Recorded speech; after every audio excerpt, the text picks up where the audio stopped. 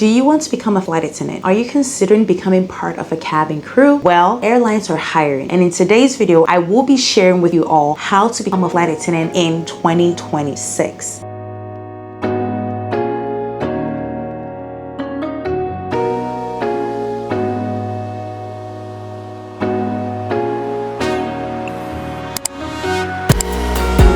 Welcome back to the channel. My name is Priscilla. I am actually a real flight attendant working with a major US airline company. And in today's video, I will be giving you all the information you need to become a flight attendant. The first thing you need to do is to prepare your resume. Honestly, no matter which job you're in, no matter how much you enjoy your job, you should always have your resume prepped and ready to go. Your resume needs to be up to date with your current role, not necessarily because you hate your job or you're ready to quit, but anything can happen. That said, if you're planning on becoming a flight attendant in 2026, the first thing you should consider is to get your resume ready and get it tailored such that it highlights some of the skills, potential, or expertise that you're expected to have for the flight attendant role. So you should know that whatever resume that you use to apply for marketing position or tech position should not be the same you're using to apply for a flight attendant position. For example, our job is highly safety related, right? So what can you put in your resume to highlight your ability to perform these duties or safety related tasks? This should be an advice to anybody, whether you're becoming a flight attendant or not. Whenever you're applying for a position, you have to make sure that your resume is tailored for that position or specifically for the skills and expertise or potential that they're looking for. You should not be using generic resumes to apply for positions. Secondly, you have to get your mindset right. I am sure as you're doing your research to become a flight attendant, you will come across several flight attendants who have videos talking about the job as a whole. And one thing you would note that they never miss to mention that this job is a lifestyle change. This job, in my opinion, after being in it for a while, is a job that requires a certain mindset because it requires a lot from you. However, I believe that the people that are most successful are those that have their mindset right. Those that actually understand this job to its core and understand the benefits that they get from this job and knowing that whatever they're getting out of this job or this career meets some kind of need of theirs. Okay. So when I say your mindset needs to change, what I mean is that understand the job. Research not necessarily only for the companies that are hiring or the airline you're going to be working for, whether you're going to like them or not. Actually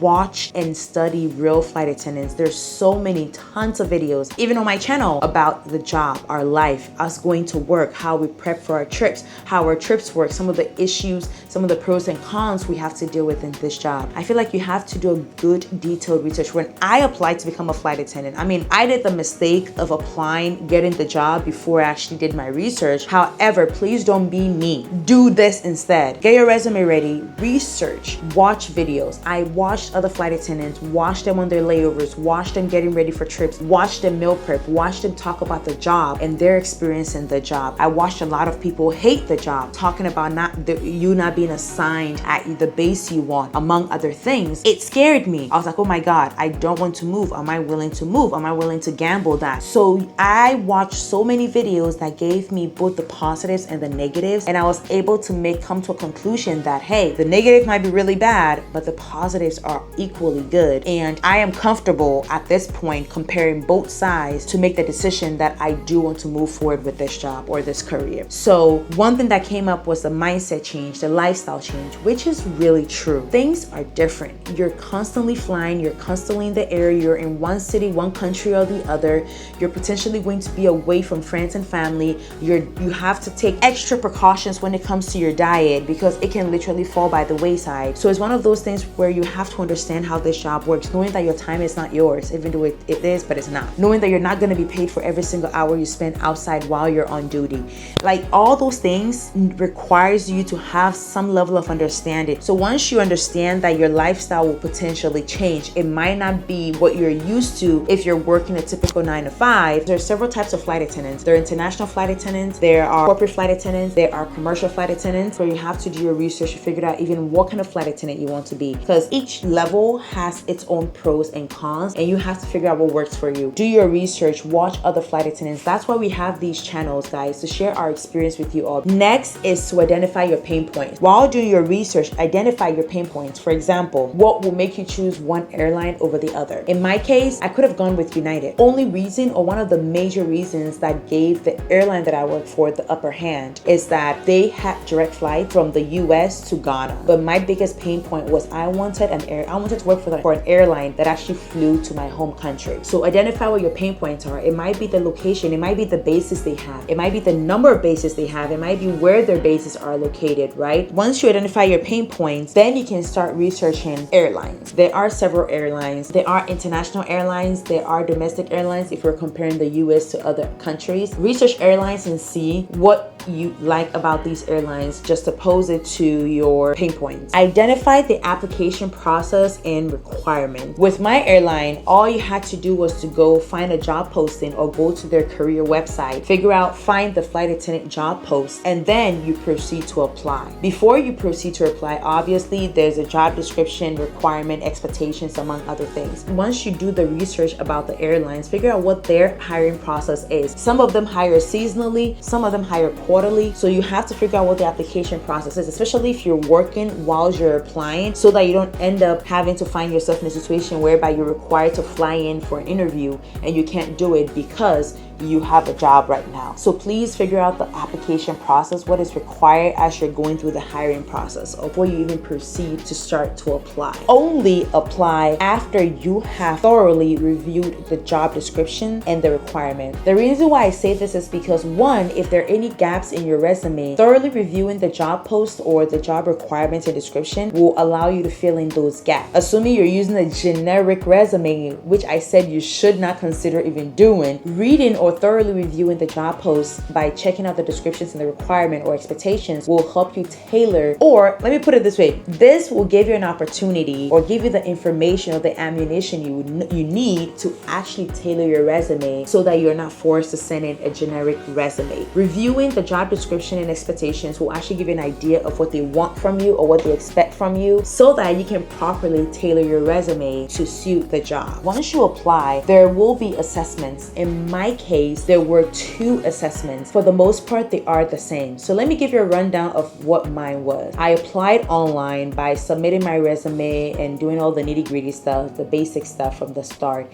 And immediately I got an email telling me that I had to complete an assessment. Remember, with regards to assessments, I did 2 assessments. I did one that was a psychological based assessment, more so to check your personality, temperament, among other things. And the other one was more so like a job. It's a job assessment simulator. I think that's the best way to put it, like a job tryout. So essentially the first one was psychological, the second one was more so based on things that if you do, you can confidently see that, okay, this is something relating to the job itself, and they want to see how I can react in these situations to know if I'll be a better fit for this job. You might not necessarily be fit for this job. Like I said in the beginning, this job is an entire lifestyle change and it's not for everyone. So there's a reason why these assessments are done. So once I did those assessments and I was successful for the first one, I was given another one. Once I was successful with that one, I was invited for a video interview. And the interview was, I think it was a Zoom call where I did it with another flight attendant. So you do the assessments. My assessments were twice, but every airline is different. Some might be once, others might be 3 times. I know some international airlines, because they expect you to have a certain level of English proficiency, they do let you do an English proficiency assessment as well. So it depends. That's why you have to thoroughly review the job post to know what the requirements are. The next thing is the event day. So once you do the assessments, once you're successful and you go through whatever video interviews that happens, then you go for your event day or your face-to-face. This is the point where you go. Before I proceed, let me mention that I do have several videos about how to be successful at your face-to-face interview or event day. So if you do want more details, please check the description box below. I have a full playlist talking about how to become a flight attendant, and I do have specific videos talking about how to be successful at your event day, because that is usually the final point of the hiring process. Not necessarily the final point, but the point that gets you to get your conditional job offer. And your success during that point is critical to your success in this whole becoming a flight attendant in 2026. The event day is important because at the event day, you're going to have a face-to-face interview. You're going to be engaged in several activities. That is all set up to test you and assess you to see if you'd be a good fit for this job. I will say, do not pretend, be yourself. If you get your CJO, you get it. That leads me to the next point. Getting your CJO, that's the next step. After you apply, you do the assessment, you go for your event day. The next step is the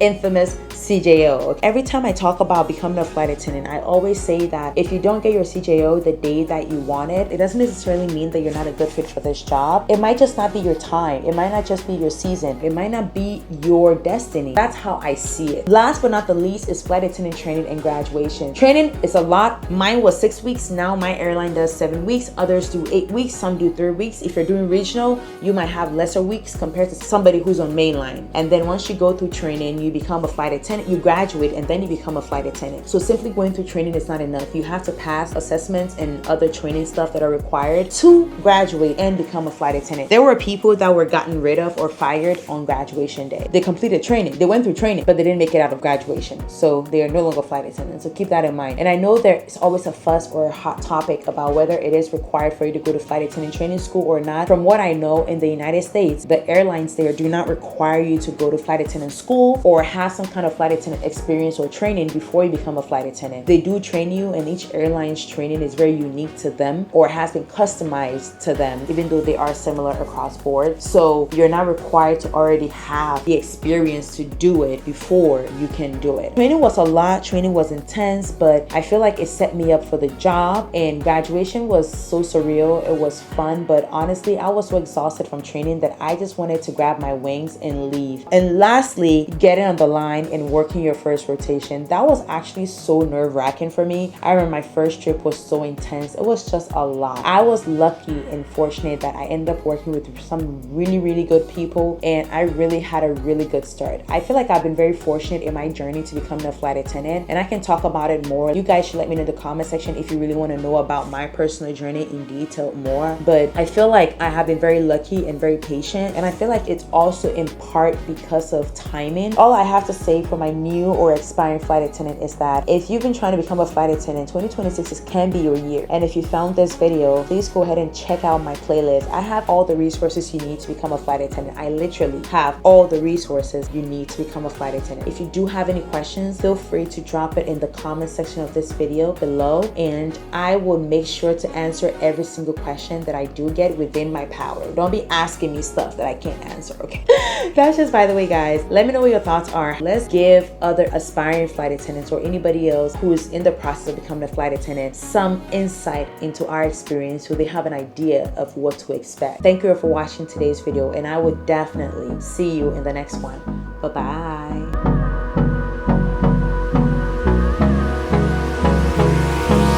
Hold me close till I get up. Time is barely on our side. I don't wanna waste what's left. The storms we chase are leading